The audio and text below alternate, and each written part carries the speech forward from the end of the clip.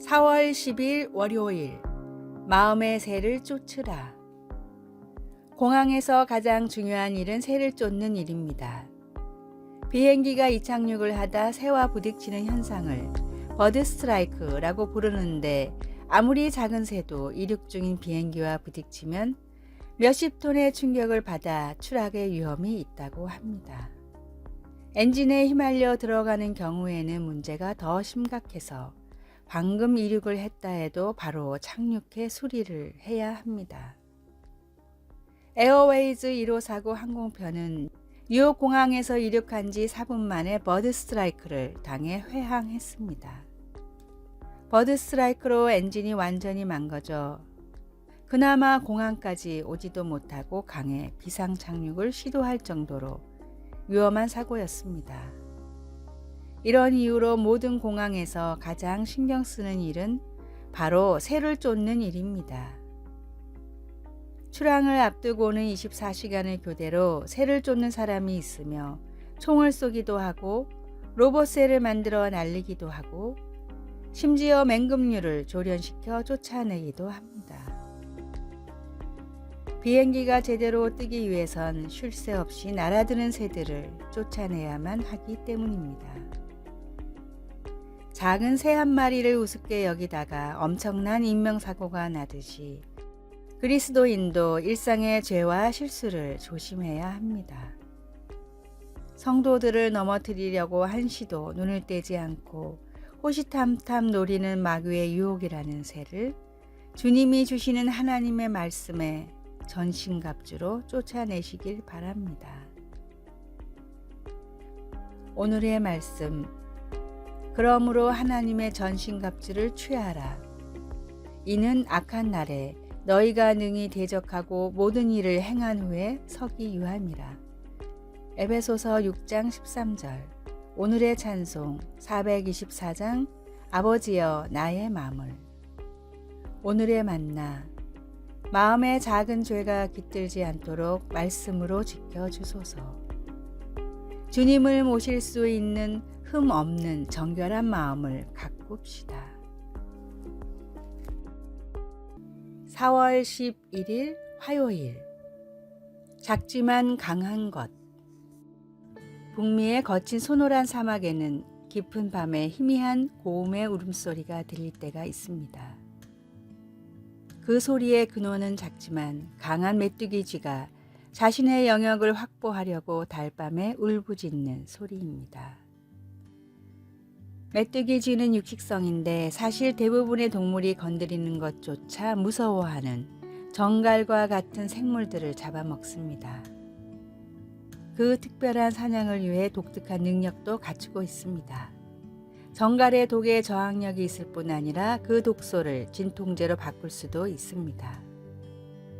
생명력이 강한 이 작은 쥐가 혹독한 환경에서 살아남고 또 번성하도록 맞춤 제작된 것 같은 이 사실에서 무언가 영감을 받습니다.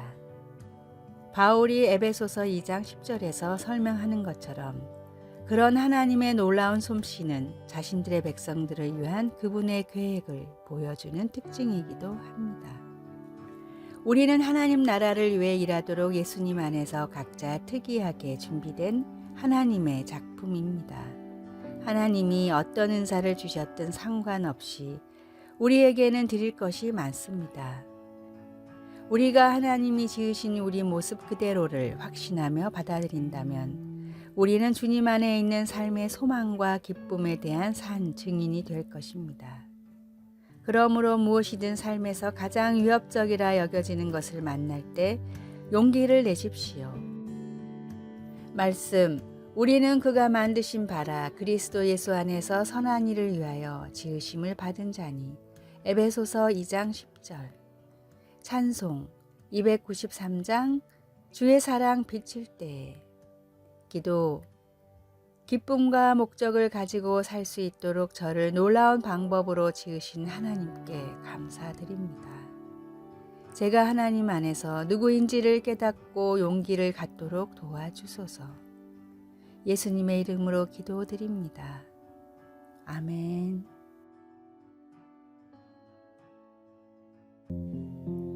4월 12일 수요일 15cm의 기적. 마크 웰먼은 21살의 낙상사고로 하반신이 마비됐습니다.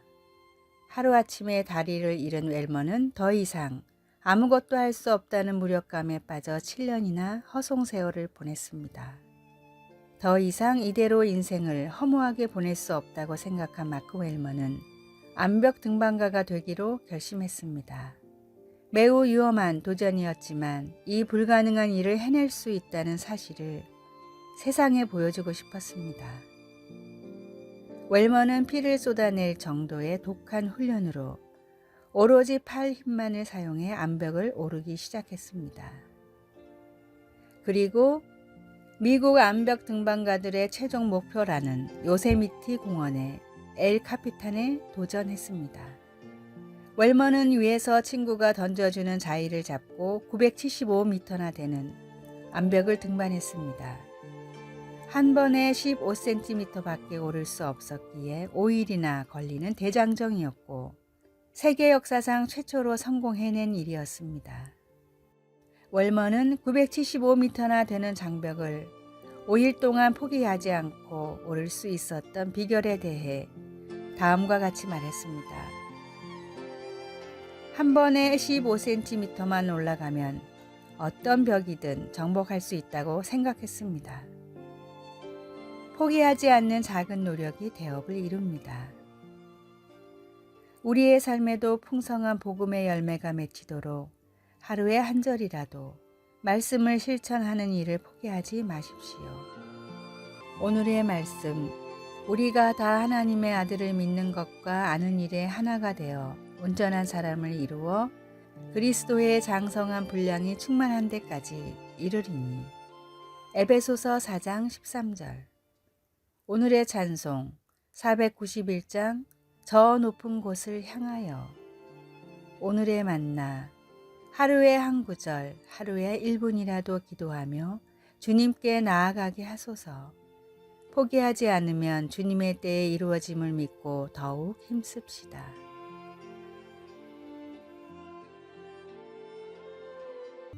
(4월 13일) 목요일. 사랑의 훈계. 50년 이상 훌륭한 윤문을 위해 노력해온 작가가 있었습니다. 그는 단순히 실수만 찾아내는 것이 아니라 글의 명확성, 논리, 흐름, 문법 면에서 더 나은 원고를 만들려고 열정을 쏟았습니다. 그는 원고를 수정할 때 빨간색이 아닌 초록색 펜을 사용하였습니다. 빨간색으로 줄을 긋고 고치면 초보 작가나 글쓰기에 자신 없는 사람들에게 거부감을 줄 수도 있지만 초록색 펜은 좀 더 친절한 느낌을 준다고 생각한 것입니다. 그의 의도는 점잖게 지적하여 좀 더 나아지게 만들려는 것이었습니다.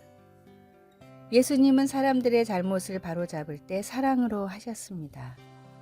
바리새인들의 위선을 마주했을 때처럼 어떤 경우에는 무섭게 꾸짖기도 하셨지만 그것도 그들을 위해서 그렇게 하셨습니다.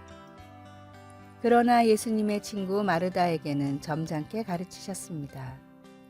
예수님의 꾸짖음에 바리새인들은 나쁘게 반응했지만 마르다는 예수님의 가장 가까운 친구의 하나로 남았습니다.